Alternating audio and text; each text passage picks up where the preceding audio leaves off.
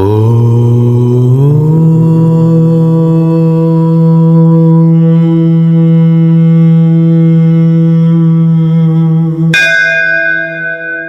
my dear aspirants, you have got to realize one phenomenon concept. The more and more you learn truth about the mystical God who is very much inherent, captivated within you, by default, one unenlightened ignorance, the so-called good and bad, the so-called success and failure, the so-called evil and good, all these stupid concepts, they disappear from you.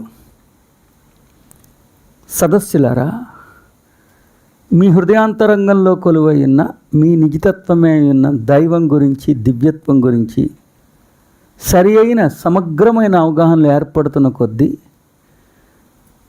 ఇప్పటిదాకా మీలో తిష్ట వేసుకుని కూర్చున్న ఒక అవైదికమైన అంశం, ద్వంద్వంగా పిలువబడుతున్న అవైదికమైన అంశం, మంచి చెడు, ఉచ్చం నీచం, సవ్యం అపసవ్యం,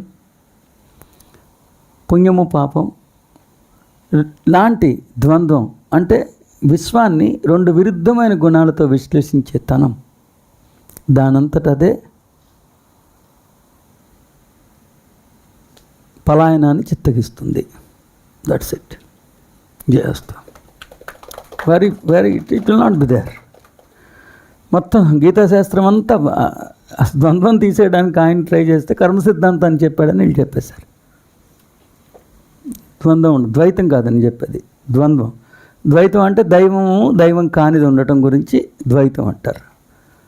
ద్వంద్వం అంటే మంచి చెడు, గెలుపు ఓటమి, అట్లా ఆ పాయింట్ ఆఫ్ వ్యూతో విశ్వాన్ని విశ్లేషించే గుణాన్ని ద్వంద్వం అంటారు. That's it. ఎస్,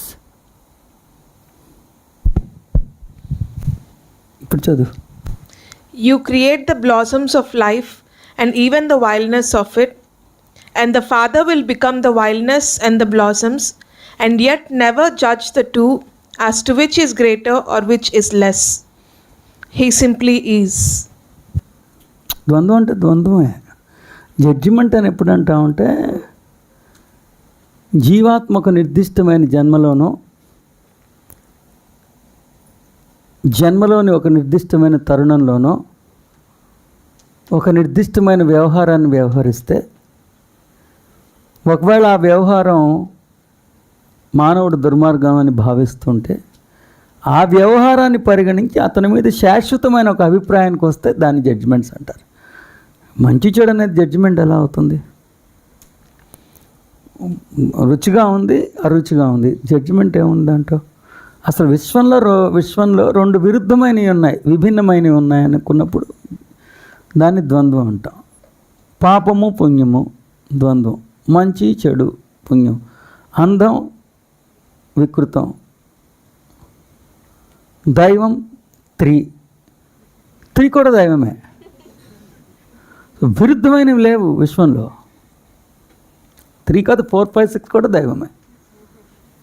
అట్లా లేవు. అంటే అసలు ఆ ముక్కలుగా చూడటం అనేది ఉండదు. ఎందుకంటే ఇప్పుడు తెలుపు నలుపు ఉంది, తెలుపు నలుపు ఉంది, కానీ తెలుపు శుభసూచకము, నలుపు అశుభము అట్లాంటి అది మానవత్వం యొక్క పోకడ. ఎందుకంటే అన్నిట్లో దైవాన్ని దర్శించడానికి మొట్టమొదటిగా అడ్డుగా ఉండే లక్షణం అది, గుర్తుపెట్టుకోండి. ఎందుకు అది పోవాలి, ఎందుకు అది పోతుంది అంటే, when everything is God, you should see everything as God. But when you are labelling something and analysing the universe from the point of view of humanity is called as ద్వైతం. మానవత్వం యొక్క దృక్కోణంలోంచి మానవాతీతమైన సృష్టిని విశ్లేషించడాన్ని ద్వంద్వం అని అనొచ్చు. మానవత్వం యొక్క దృక్కోణంలోంచి మానవాతీతమైన సృష్టి ఎప్పుడు వచ్చింది, ఈడు ఎప్పుడు వచ్చాడు. సో మానవత్వం యొక్క దృక్కోణంలోంచి మానవాతీతమైన సృష్టిని వైవిధ్యభరితంగా అయితే పర్వాలా, విరుద్ధంగా విశ్లేషించడం ద్వంద్వం. ఎందుకంటే సృష్టిలో రిలేటివ్ టర్మ్స్ ఉంటాయి కానీ కాంట్రా ఉండదు. రిలేటివ్ టర్మ్స్ అంటే అలా ఉంది, సృష్టి ఉంది, సపోజ్ భూతలం ఉంది అన్నాం. వెలుగు వచ్చినప్పటి నుంచి వెలుగు అన్నాం. వెలుగు వచ్చినప్పటి నుంచి వెలుగు వచ్చింది, వెలుగు వచ్చిన తర్వాత చీకటి వచ్చింది. సో వెలుగు చీకటి అనేది ఉండటానికి కారణం ఎవరు? వెలుగు. వెలుగే లేకపోతే చీకటి అని అనేవాళ్ళమే కాదు, అవకాశమే లేదు. అంటే ఉన్న గులాబీలన్నీ ఎర్ర గులాబీలు అయితే దాన్ని ఎర్ర గులాబీలు అనేవాళ్ళం కాదు. మొత్తం పొలం ఆ తోటంతా లక్షల కోట్ల ఎర్ర గులాబీలు ఉంటే ఒక్కసారి ఒక నల్ల గులాబీ వచ్చింది. అప్పటిదాకా గులాబీ అన్నాము, నల్ల గులాబీ రాగానే ఎర్ర గులాబీ అయింది. ఎర్ర గులాబీ నల్ల గులాబీ వల్లనే ఎర్ర గులాబీ అయింది, ఎర్ర గులాబీ వల్లనే నల్ల గులాబీ అయింది. కాబట్టి ఒకదాని మీద ఒకటి సృష్టిలో ఆధారపడి ఉంటుంది కానీ ఒకదానికొకటి సృష్టిలో విరుద్ధం కాదు. అలా విభజించి విరుద్ధంగా అంటే వైచిత్రి వెరైటీ ఉందంటే ఒప్పుకుంటాం కానీ కాంట్రా మాత్రం కాదు.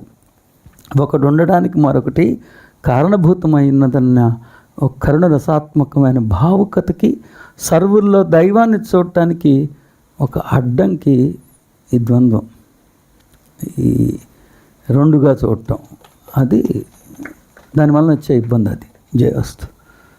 You create the blossoms of life and the wildness of it, and the Father will become the wildness and the blossoms, and yet never judge the two as to which is greater or which is less. He simply is. మానవుడు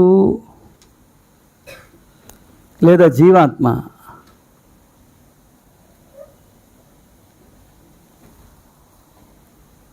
ఒక అద్భుతమైన సుగంధభరితమైన ఊహలో దైవాన్ని ఊహించుకుంటే తదనుగుణ్యంగానే దివ్యత్వం తాను తాను రూపుదిద్దుకుంటుంది.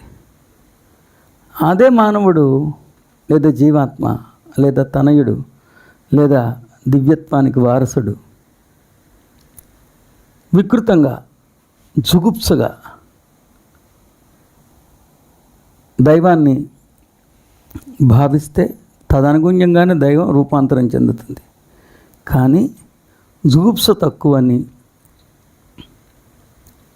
ముగ్ధ మనోహరంగా మధురాతి మధురంగా ఉండే అది ఎక్కువని ఏ తీర్పులు ఇవ్వకుండా మీరు ఆశించినట్లుగా తన్ని తాను రూపాంతరం చెందుతుంది. ఇది ఎక్కువ అది తక్కువ అని అందంట.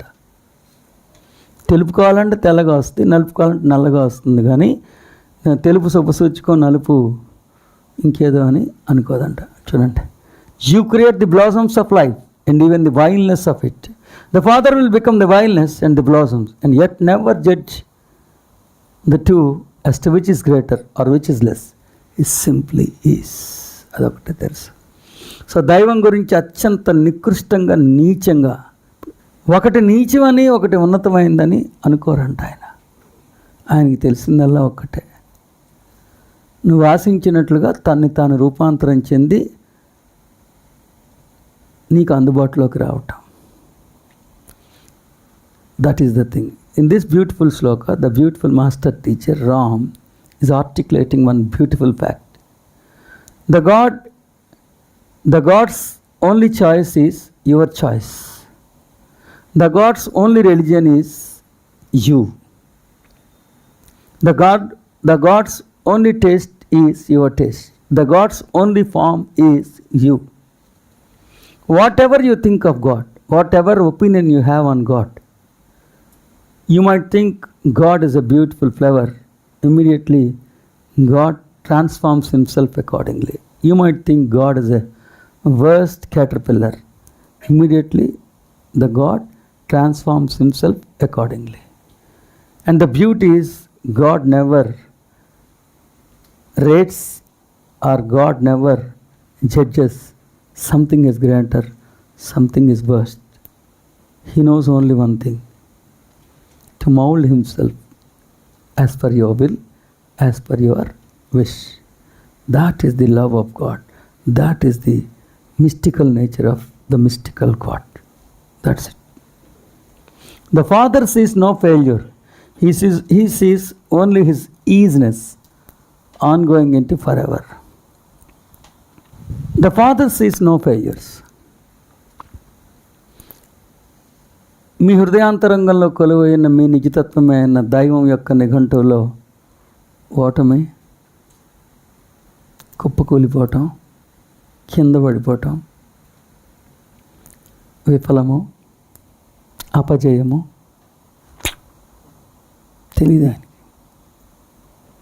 ఏంటయ్యి అంటున్నాడు. ఫాదర్ అన్నప్పుడల్లా మీ నిజతత్వమేని గుర్తొస్తుందా? ఫాదర్ అన్నప్పుడు అన్యభావన ఉంటా ఉందా? ఫాదర్ సంగతి నీకెందుకు? ఆ ఫాదర్ నువ్వే కాబట్టే నీకు కావాలి కదా. So your true I am, when you are not intoxicated by humanity, in your dictionary there are no words called failure. అంటే మీరు ఎప్పుడు ఓడిపోలేదని కాదు, అదే మరి చూడండి ఎంత జాగ్రత్తగా వాడిన.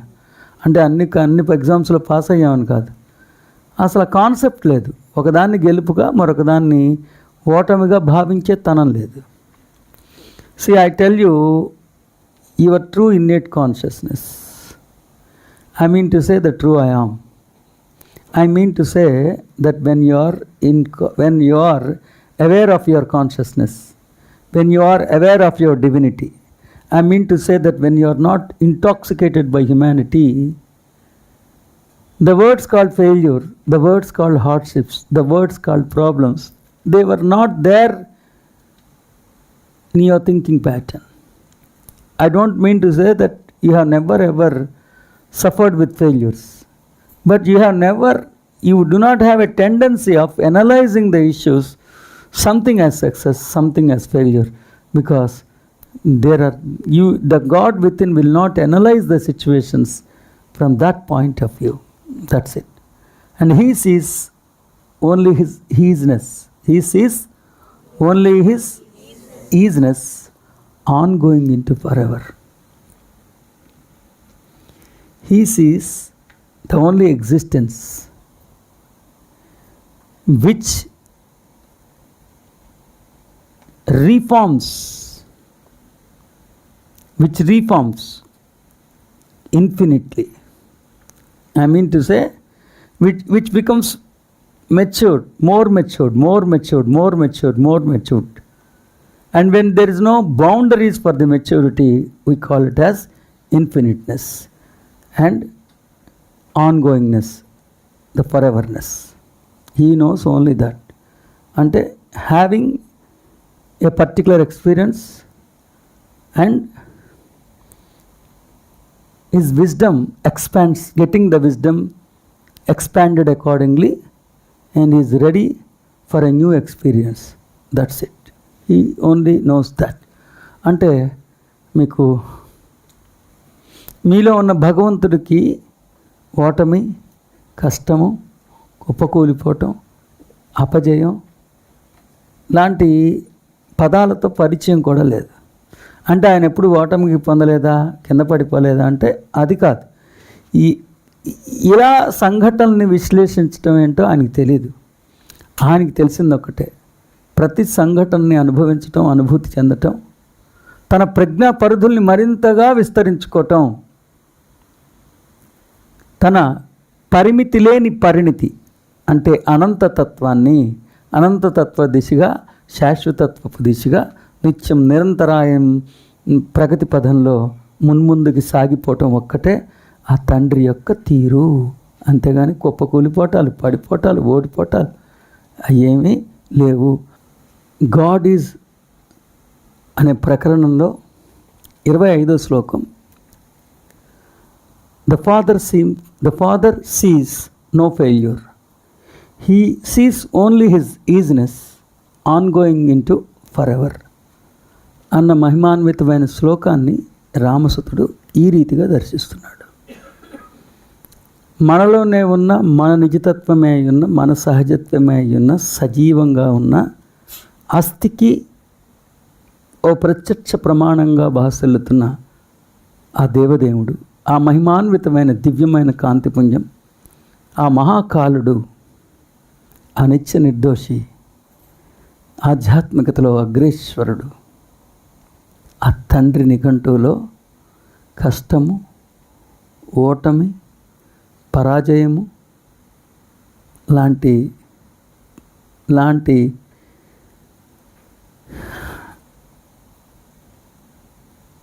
పదాలు, లాంటి విశ్లేషణలు ఉండనే ఉండవు.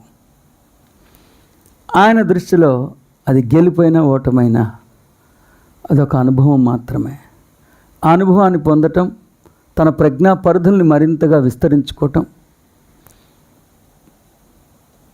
మరింతగా విస్తరించుకునే క్రమంలో తన పరిమితి లేని పరిణితి, అనంతతత్వంగా పిలువబడుతున్న పరిమితి లేని పరిణితిని సుసంపన్నం చేసుకుంటూ మరో మహిమాన్వితమైన అనుభవం కోసం మరింతగా ముందుకెళ్ళటం ఒక్కటే ఆయనకి తెలుసు. The God with in, the beautiful consciousness, the రెప్లిక్ of existence, the creator of this beautiful universe, the replic of immortality, that which continues to exist even after you exit from this embodiment, that foreverness, that consciousness, that bliss, that joy, doesn't analyze the incidents as success or failures. From his point of view, it is only an experience which has enabled him to expand his wisdom. Every incident expands his wisdom. The more and more he gains the wisdom, the maturity expands accordingly. And by the way, the maturity gained by the God will not have any full stops. It continues. That is called as infiniteness.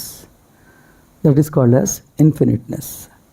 So he is ready for one more experience to expand his wisdom, to sail in the path of infiniteness and foreverness and ongoingness. That is, from my point of view, it appears like this. Thank you. Jayastu. So he is the easiness that allows you to express through him however you choose. He is the easiness that allows you to express through him however you choose. నీ అభిష్టం మేరకు నిన్ను నువ్వు అభివ్యక్తీకరించుకునే, నీ అభిష్టం మేరకు నిన్ను నువ్వు తన ద్వారా అభివ్యక్తీకరించుకునే ఆ వెసులుబాటే, ఆ స్వేచ్ఛే దైవం.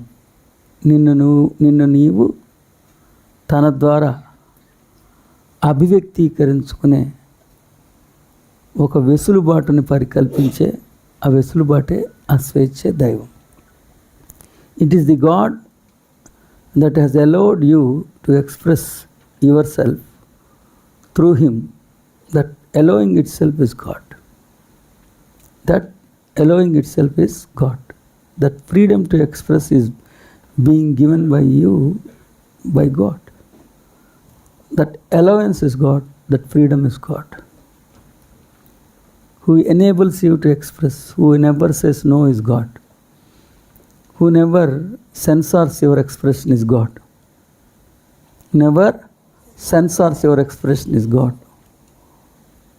Who never overshadows your expression is God. That allowance is God, that love is God, that free of expression is God. Am I clear? So నీ అభిష్టం మేరకు నేను నువ్వు అభివ్యక్తీకరించుకునే అభివ్యక్తీకరణ దైవం.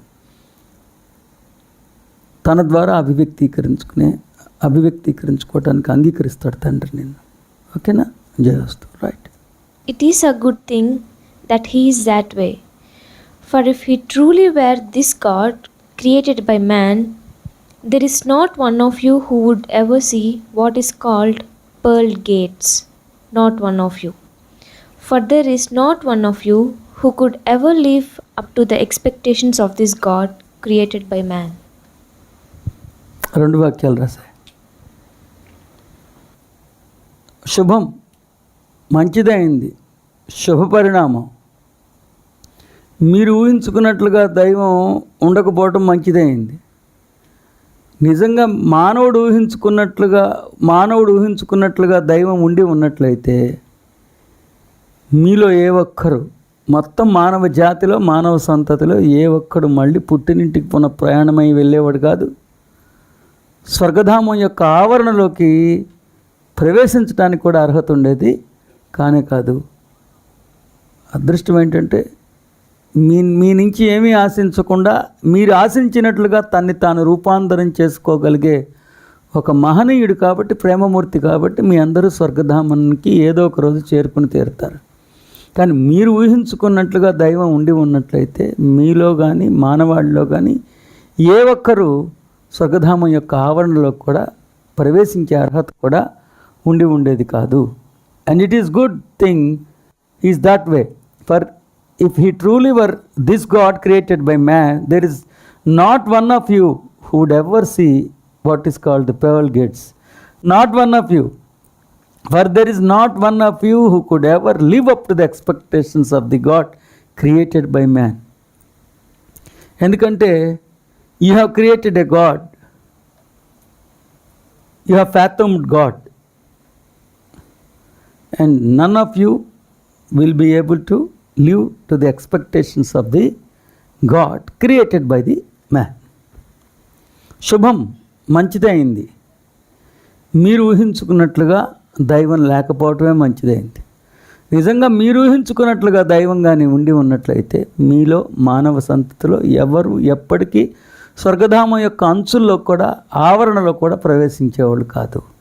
ఎందుకంటే మీరు దైవాన్ని ఎంత ఎత్తులో కూర్చోబెట్టేసుకున్నారంటే దైవం మీ నుంచి ఎంతగా ఆశిస్తున్నాడని మీరు అపోహపడుతున్నారంటే అసలు ఆ ఎత్తులకి ఎప్పుడు మీరు ఏ ఒక్కరు ఎదగలేరు. You are fortunate enough, we are lucky enough. The true God is not as per the expectations of the human being. The so called God which has been fabricated by ignorance of the human being expects, if you want to reach to the expectations of the God who has been created by human being, it is highly impossible. None of you would have entered into the realm of heaven. Forever you are discarded from heaven. At least you are fortunate enough, the God is not as per your expectations. We are fortunate enough that the God doesn't expect anything from the human being, but is always ready to mold himself as per the expectations of the human being. That's it.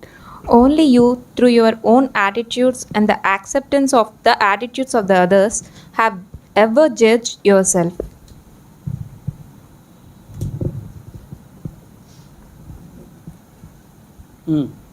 Next. Only you have ever caused yourself to feel failure. With the ability to create from your Father whatever truth and reality you desire, you are the sole judge of your own life. Only you have ever determined what is good and what is bad, what is right and what is wrong. Yet, in the easiness called life, no thing is any of this. Everything simply is a part of the easiness that is called God Almighty. Your judgment is only an illusion that you have created upon this plane of creative realities. అంతా మనమే create చేసుకున్నాం. ఇదేంటి? మనమే create చేసుకున్నాం. ఎవడు చేయలే. సగం నీ దరిద్రం, కొంతేమో నీ పక్కోడు తగిలిచ్చాడు. సో నిజానికి నువ్వు ఊహించుకున్నట్లుగా దైవం ఎప్పుడూ లేరు. నిజానికి ఎప్పుడు దైవం నీ తప్పొప్పుల్ని ఎంచి నిన్నెప్పుడు నిందించలేదు.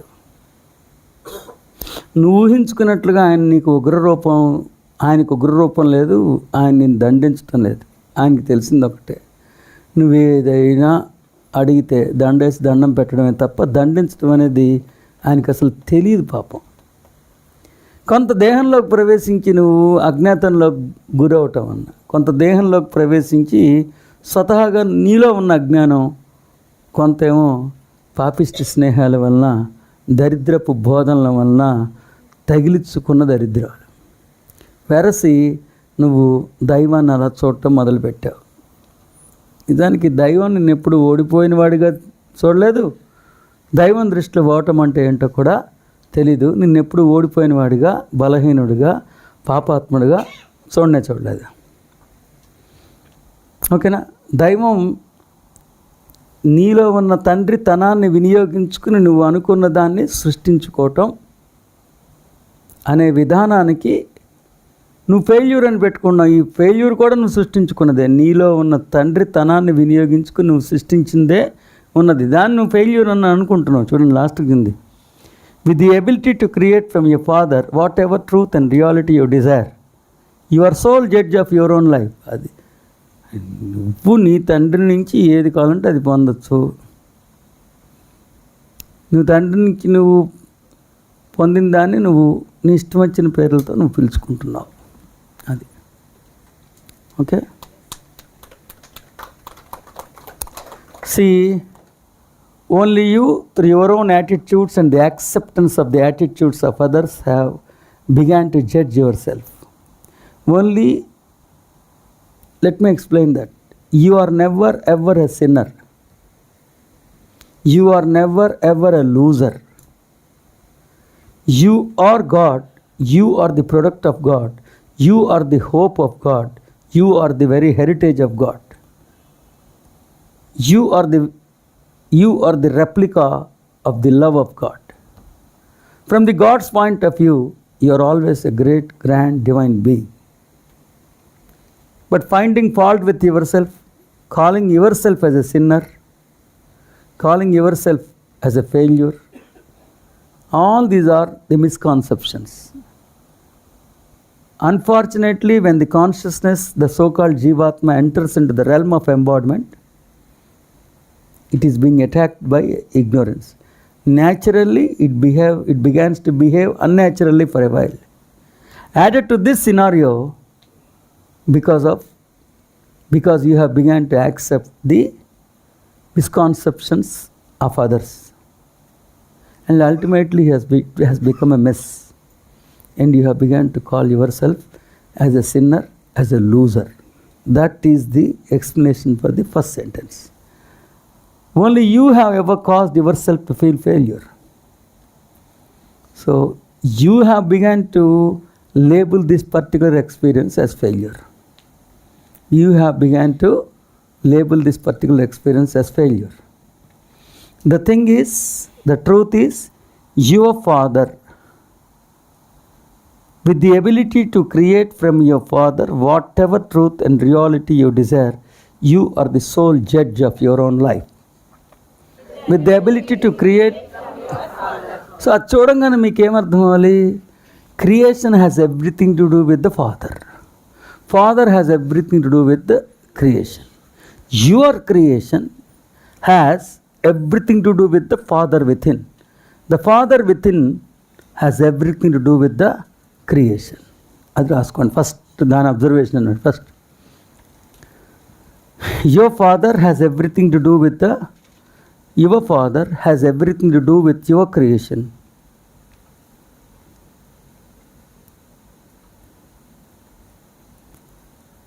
And your creation has everything to do with your Father. First observation అది ఏంటి? Your father has everything to do with your creation as well as your creation has everything to do with your father. So ఇప్పుడు చెప్పండి, father అనే లోపల ఉన్న father అనేవాడు ఎవడో తెలియకుండా thought power, visualisation, creative, inherent, what ever truth and reality you Dzire, with the ability to create from your father. ఆ వాక్యం అది. రెండో వాక్యం ఏంటి? Whatever truth and reality you desire అన్నప్పుడు ఆ రెండో ముక్క రాసుకుని 3 చుక్కలు పెట్టుకోండి. Whatever you desire, whatever may be the reality అన్నప్పుడు the God never ever censors your desire అని రాసుకోండి. The God within never ever censors your desire. The God within never ever censors your desire.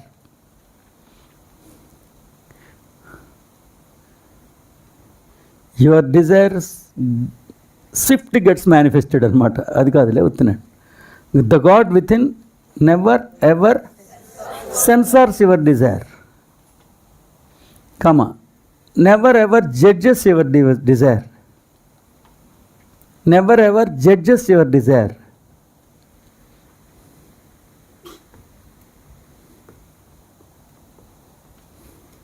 comma, never ever evaluates your desire,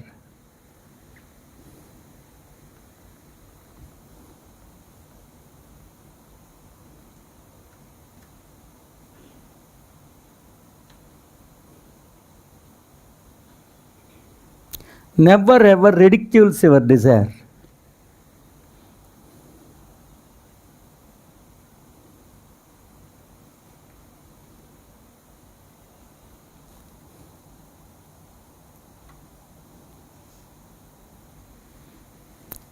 అది. So మూడో పంక్తికి వచ్చేసాం, కింద రాసుకోండి. The God has never ever judged your life.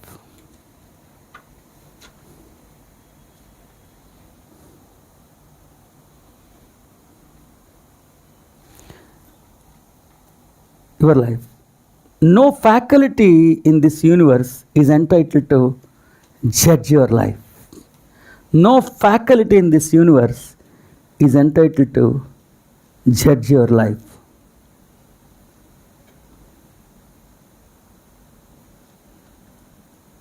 No faculty is entitled to judge your life. It is you alone who is entitled to, it is you alone, sole judge అన్నారు కదా, it is you alone who is entitled to judge your life, who is entitled to judge your life.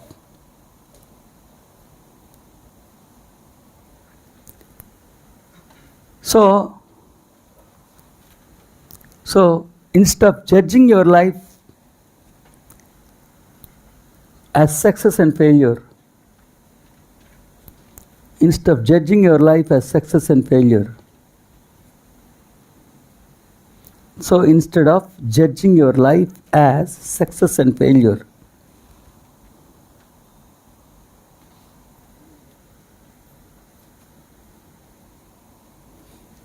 why not realize, okay, comma, how about realizing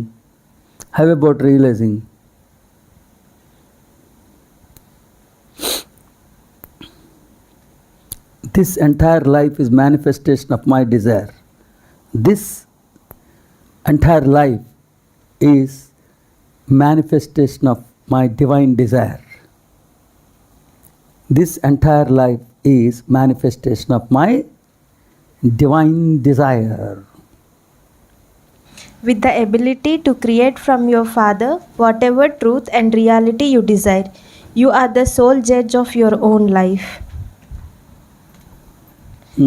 Your Father has everything to do with your creation. First ముక్కు రాయలేదా? Okay, అప్పుడు 3 చుక్కలు పెట్టాలి ఇక్కడ, దాని గురించి చెప్తున్నట్టు అర్థమవుతుంది. Yes yes అంతేనమ్మా. With the ability to create from your Father, your Father has everything to do with your creation. Your creation has everything to do with your Father. So సృజనాత్మకత అన్న పదం మీ వినిమయంలోకి వచ్చిన వెంటనే, మీ విసినిటీలోకి ఎంటర్ అయిన వెంటనే మీలో స్ఫురించాల్సింది అంతర్యామి. మీ సృజనాత్మకతకి, మీలోని అంతర్యామికి, మీరే ఉన్న అంతర్యామికి విడదీయరాని బంధం ఉన్నది. సృజనాత్మకత అంటేనే మీ అంతర్యామి యొక్క సమర్థతని వినియోగించుకోవటం. సృజనాత్మకత అంటేనే మీలోని దైవం యొక్క దివ్యత్వాన్ని వినియోగించుకోవటం. కాబట్టి మీ సృజనాత్మకతకి, మీ హృదయాంతరంగంలో కొలువై ఉన్న దైవానికి, లేకపోతే మీ హృదయాంతరంగంలో కొలువై ఉన్న దైవానికి, మీ సృజనాత్మకతకి ఎప్పుడు ఎప్పటికీ విడదీయరాని బంధం ఉంటుంది. దురదృష్టవశాత్తు సృష్టించడం గురించి మాట్లాడుతున్న ఎవరికి వారి హృదయాంతరంగంలో కొలువైన దైవం గురించి కనీసం అవగాహనలు కూడా లేవు. Whatever truth and reality you desire, the God within never ever censor your desire.